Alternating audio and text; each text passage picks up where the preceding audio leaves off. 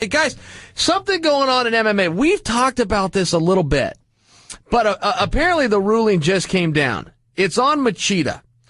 Usada bans Lyoto Machida for 18 months for 7-keto DHEA use, whatever the hell that is. Let me tell you guys the story here, because this is a little bit messed up. You guys have heard it about tainted supplements, right? John Jones is doing the tainted supplement. Tim Means, Yoel Romero. That's a real thing. And what a tainted supplement is, and make sure we understand this by definition, because you can't just go around and claim it. It's actually a very tough definition to fulfill. So for something that finally gets labeled a tainted supplement, here's how that works. Everything has a label on the back of it. You guys can relate. Go into your kitchens right now, grab a can of soup, a bag of whatever, a box of this, turn it around. It will have the ingredients on it. For a tainted supplement, somebody takes a supplement, you turn the bottle around, you look at the label lists all the ingredients in it.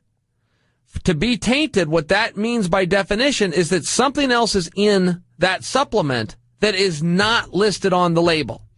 Now, you guys see the problem there, right? Somebody takes something illegal and they just claim, must have been a tainted supplement. Well, no, it doesn't work that way. USADA comes in, they take the supplements, and then they go test them in their labs. These highly accredited, very respected labs, and they find out if you're telling the truth. It's also not as simple as they just come to your house and grab your product that you've opened and tampered with so that you could doctor that. No, they will find out where you bought it. They will then go to that exact store and buy every single one of the things that are on the shelf in that store and go test them all. And if a certain percentage, and it's got to be a high percentage, like 80%, but I threw that number out, but a certain percentage has to test positive to prove contamination. Hard definition to meet, but it is possible, and it has happened. Again, Jones, Means, Romero, it does happen. It's a real thing. Well, let's tie this into Lyoto Machida. Lyoto Machida had the exact opposite. Lyoto Machida took some kind of a supplement, 100% legal, buy it at your local GNC, and he was tested by USADA, and he sees somewhere on their list that something in this over-the-counter, totally legal supplement is on the banned list, so he contacts them and he turns himself in. Well, they've now suspended him for 1.5 years, drug his name through the mud. I mean, doping and steroids and cheat, all these different things. The irony here is when the test came back, and the test would catch this. If he had this in his system, boom, he'd be caught. The test came back, it was not in his system. So he had the reverse of a contaminated substance. He had something that declared that it had something called 7-keto DHEA in it. Turns out it didn't. Turns out it was mislabeled, claimed that it had 7-keto DHEA, but it didn't. And he's got to sit 18 months. That's very interesting because John Jones just went through this and they gave him 1 year, and what we found out is 1 year was the maximum.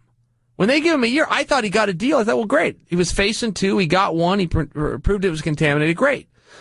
No, Errol Hawani says, no. You're misunderstanding. The maximum they could give him was 1 year. They threw the book at him. So I am confused. I'm not answering a question right now. I'm asking a question. If anybody knows the answer, please let me know. But I'm confused how Machida could be facing 2 years, but John could only be facing 1. John failed this isn't against John. This is to just understand because precedence matters. So I'm using John as a comparison. John failed the test for 2 banned substances. Machida didn't fail the test at all. Turned himself in, said I took this, which is labeled with that. They run the test. Turns out it wasn't in there. The manufacturer duped him.